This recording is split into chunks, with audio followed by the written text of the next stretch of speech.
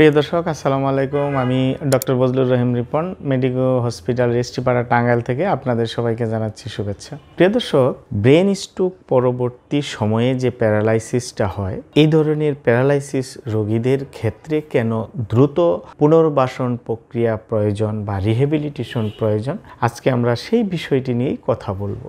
আপনারা জানেন যে ব্রেন স্ট্রোক কিন্তু দিন দিন আমাদের দেশে বেড়েই চলছে এবং বহু মানুষ কিন্তু এই ধরনের ব্রেন স্ট্রোকে আক্রান্ত হয়ে পক্ষাঘাতগ্রস্ত হয়ে ঘরে শুয়ে আছে বা ডিসেবিলিটিতে ভুগছে বা কাজকর্ম থেকে অক্ষমভাবে আছে। তো এই ধরনের ব্রেন স্ট্রোক হলে সাধারণত ইমিডিয়েটলি যত দ্রুত সম্ভব আমাদের হসপিটালাইজেশন করা খুবই জরুরি। সাধারণত 24 থেকে 48 ঘন্টার মধ্যেই ব্রেন স্ট্রোকের রোগীরা মেডিকেলি স্টেবল হয়ে যায় এবং মেডিকেলি স্টেবল হওয়ার পর থেকেই কিন্তু রিহ্যাবিলিটেশন প্রক্রিয়াটা যদি শুরু করা যায় সঠিকভাবে, তাহলে কিন্তু রোগীর রিকভারি রেটটা অনেক ভালো থাকে। কারণ হচ্ছে আমাদের ব্রেনের মধ্যে মহান রাব্বুল আলামিন এক ধরনের সিস্টেম চালু করে দিয়েছেন, যেটাকে বলা হয় নিউরোপ্লাস্টিসিটি। এই নিউরোপ্লাস্টিসিটির কাজটা হচ্ছে যে আমাদের হারানো যে ফাংশন সেইগুলাকে আবার রিকভারি করে বিভিন্ন পদ্ধতির মাধ্যমে, সেটাকে নিউরোপ্লাস্টিসিটি বলা হয়। এবং এই নিউরোপ্লাস্টিসিটিটা প্রথম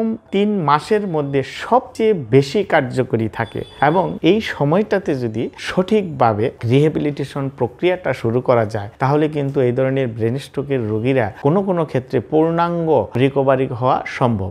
আবার কোনো ক্ষেত্রে পূর্ণাঙ্গ রিকভারি না হলেও অন্তত 70 থেকে 80 ভাগ, কোনো ক্ষেত্রে 90 ভাগ পরিপূর্ণ সুস্থতা সম্ভব যদি সঠিকভাবে রিহ্যাবিলিটেশন প্রক্রিয়াটা শুরু করা যায়। এখন এখানে রিহ্যাবিলিটেশন প্রক্রিয়া বলতে যেটি বোঝায়, এখানে একজন ব্রেন স্ট্রোক পরবর্তী যে প্যারালাইজড হয় এই ধরনের রোগীদের কিন্তু নানাবিধ সমস্যা দেখা দেয়, যেমন হাত পা দুর্বল হয়ে যায়, চলাফেরার শক্তি হারিয়ে ফেলে এবং কাজকর্ম করার শক্তি হারিয়ে ফেলে। আবার কারো ক্ষেত্রে কথা বলতে সমস্যা হয়, স্পিচ প্রবলেম দেখা দেয়। ফলে রিহ্যাবিলিটেশন প্রক্রিয়াটার মধ্যে কিন্তু ফিজিওথেরাপি, অকুপেশনাল থেরাপি এবং স্পিচ অ্যান্ড ল্যাঙ্গুয়েজ থেরাপি, এই ধরনের বিভিন্ন মাল্টিপল ডিসিপ্লিনের লোক এখানে কাজ করতে হয়।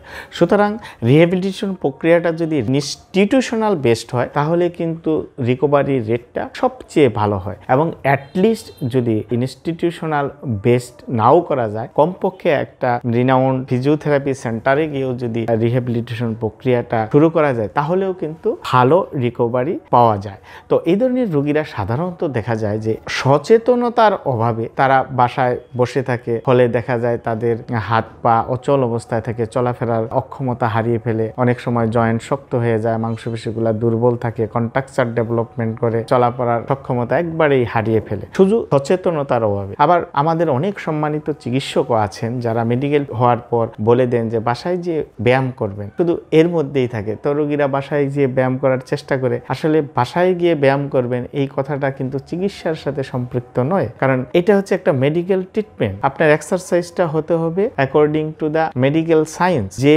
এক্সারসাইজগুলি আপনার এই প্যারালাইসিস বা বিকলাঙ্গ যে অঙ্গগুলি আছে সেই অঙ্গগুলিকে সচল করতে সহায়তা করবে, সেগুলি কিন্তু আপনার সিস্টেমিক এক্সারসাইজ হতে হবে, যেটি রোগী বা রোগীর লোক দ্বারা এটা পরিপূর্ণভাবে করা সম্ভব নয়। সুতরাং আপনাকে অবশ্যই একজন ফিজিওথেরাপি চিকিৎসকের শরণাপন্ন হওয়া বা পরামর্শ নেওয়া বা তার তত্ত্বাবধানে এই ধরনের ফিজিওথেরাপি চিকিৎসা নেওয়া সবচেয়ে বিজ্ঞানসম্মত বিষয়। সুতরাং প্রিয় দর্শক, আপনারা যদি যারা এই ধরনের প্যারালাইসিসে ভুগছেন, তারা যদি একজন বিশেষজ্ঞ ফিজিওথেরাপি চিকিৎসকের পরামর্শ নিয়ে আপনার রিহ্যাবিলিটেশন প্রক্রিয়াটা সঠিকভাবে সঠিক সময়ে শুরু করতে পারেন, তাহলে কিন্তু আপনার পরবর্তীতে আপনার যে ডিসেবিলিটি হওয়ার চান্স সেটা অনেকাংশেই কমে যাবে এবং আপনার সক্ষমতার লেভেলটা অনেকাংশে বেড়ে যাবে, চলাফেরাটা স্বাভাবিক হয়ে যাবে এবং আপনি আবার যে কাজ করতেন সেই কাজে ফেরাও সম্ভব হবে। তো সুতরাং প্রিয় দর্শক, আপনারা যারা এই ধরনের সমস্যায় ভুগছেন, অবশ্যই মেডিকেল ফিটনেসের পর আপনি একজন বিশেষজ্ঞ ফিজিওথেরাপি চিকিৎসকের পরামর্শ নিতে পারেন। ধন্যবাদ সবাইকে।